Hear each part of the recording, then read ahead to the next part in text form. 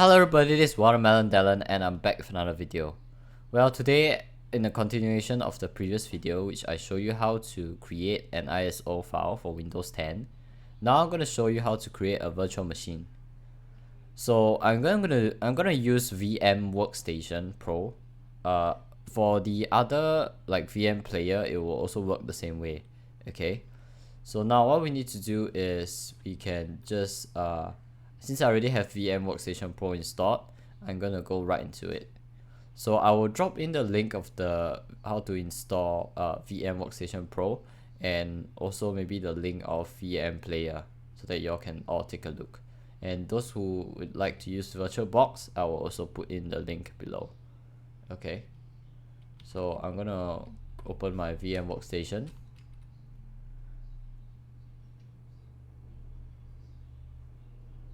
Okay, the steps are generally the same. I'm not gonna, this is my first time opening for a very long time.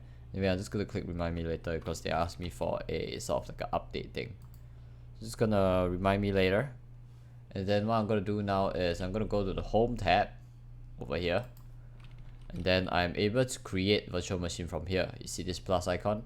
Yes, this is where I'm gonna be creating my virtual machine. So let's click add. Okay, and this sort of wizard will pop up.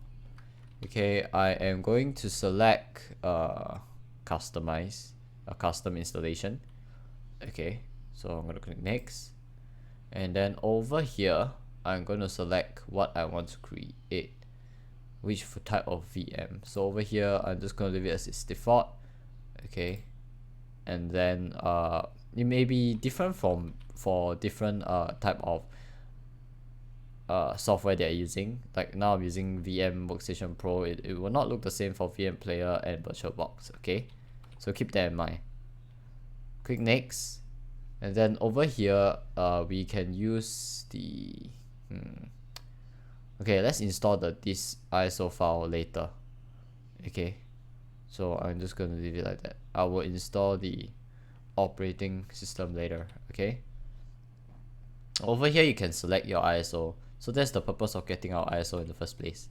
So click next, and then over here you can select Microsoft Windows, or I'll show you how to create a Linux one in the future video. So this is Microsoft Windows 10 that we want to create, Windows 10 x64. If you downloaded the x86 32-bit ISO file, you have to pick 32-bit. Okay, click next. So far I haven't changed much settings yet. So over here you are able to store to name your virtual machine and store store the virtual machine in your location that you wish to.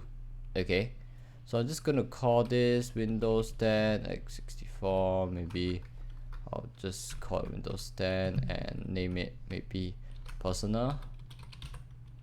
Okay, it's up to you to name what you want to name it, and you can browse it to like a folder which you want to keep it. By default it will be stored in the documents and virtual machine folder. In this case I'm gonna move it to my data D drive, and I'm just going to create a folder called personal virtual machine. Okay, make a new folder, and this will be called personal virtual machine. So I usually will create a folder to put the VM inside, so that I do not mess it up with other things. So I think it's a really good practice to do the same. So this is my folder. Okay, now I'm gonna click on next, and then over here what we need to do is you can select the type of firmware. So UFI is good, is the default, so I'm gonna keep it that way. So as you can see, I didn't really change much. So over here is the number of processors and number of cores. I think I will just leave this as it is. If you need a higher processor speed and stuff, you can change it over here, and you can change it later as well, so no worries.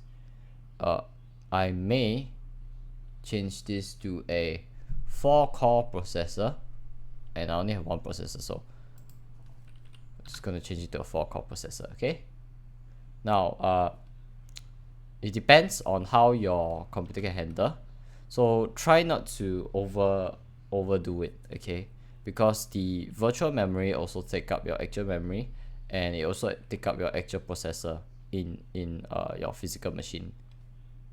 Click next.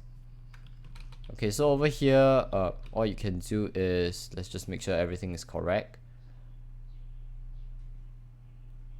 2 GB memory. I would wish to change my memory, so I would wish to change it to maybe, I would say 4 to 8 GB. It depends on how many RAM you have, so you can check it at system information on your actual physical machine, which I can show you. System info. Over here you can see how much memory you have. Okay, I'm not going to go into the details in this video, but this is where you can check your necessary stuff which you need to. Okay, just gonna close this. So I'm gonna change it to maybe 8 GB of RAM. So a simple calculation will be 1 GB is 1024 MB. So if I pull out calculator over here and I just key in 1024 times, let's give it 8 for now, okay? So times 8. I don't think it needs so much. I think 2 to 4 GB is good enough. 8192. Okay, so just type in 8192 over here, which gives you the memory space that you're going to be using. Okay, this thing is just the recommended, so I'm just gonna leave it like this. 2 to 4 GB is good enough. Okay. Now I'm going to use, okay, depends. Okay, so if you are doing local stuff without any internet, and maybe you are doing some sort of testing, okay, then you can use host only mode. Okay, in this case, if you are going to use it to surf the internet, you can use bridge network. It works. Okay, yeah, I think it works. Okay, after that, click next. Okay, so in this case, we can actually this one I'm just gonna click next. I'm just gonna click next. Okay, and this one is the hard disk type, which is SCSI. Different virtual machine, they will show you different type of hard disk type, I think. I mean, different VM kind of workstation, they will show you a different hard disk type. Okay, next. And then over here we can do a new virtual disk. Okay, I'm just going to create a new one. I'm not going to use an existing one. I think it's always good to create a new one. I have the space. Okay, so hard disk, maybe let's go for 120 GB. It will not take out 120 GB of your actual machine, so unless you filled up to 120 of your actual machine. Later I'll show you why. Okay, I'm going to I'm going to show you why in a bit. Okay, so allocate this space. I don't think you should tick this. You should only tick this if you really have a lot of space. This, once you allocate, right, means it will take out 120 GB of the actual space on your PC. So I'm not going to do that. Now for this one, I'm not really sure which one will you pick. Most of the time I just go by the default, so you can speak virtual disk. If any of you will have any advice for me, just let me know down in the comment section. Okay, then just click next. Over here, Windows 10 personal. Okay, this one is just the name of the file. I'm not going to do anything to this, just going to leave it as it is. Okay, just click on next, and over here you can confirm your settings, ensure everything is okay, and then just click finish when you are okay with it.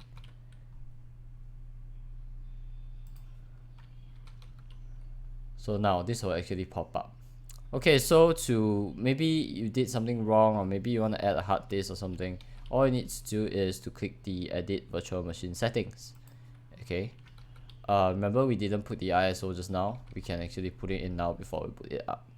So you could have done it just now, or you could do it like me, it's up to you, okay? Over here will be the ISO place. So over here you can see that you can adjust your memory, you can adjust your processor, like you know, something you wouldn't be able to do on an actual physical machine unless you know you build your own PC and stuff. Okay, so but you have to power it down in order to adjust all these settings. It'll be best to do so. Okay, so let's just select our ISO file and get done with it. Okay, this is why we downloaded the ISO file just now. So browse, and let me think where I saved it. Data D, and also the here we go, we saved it here, and then here's the ISO. Just double click on it. Please do not double click on this when you are actually running a machine without browsing this, because what happens is if you click the ISO file, you are actually, you know, if you didn't see and then you accept everything, you are installing a whole fresh Windows 10 on your machine again, and that means whatever you have done all will be wiped out on your actual machine. And then it'll be really good to do some sort of backup every once in a while, so you, if anything happens to your physical machine, you can do something about it. Okay, click on OK once you're done with it. Okay, I'll just zoom out a little bit. Okay, so we are done with this part of setting up the virtual machine. So the next part of the video is to put the operating system on the virtual machine.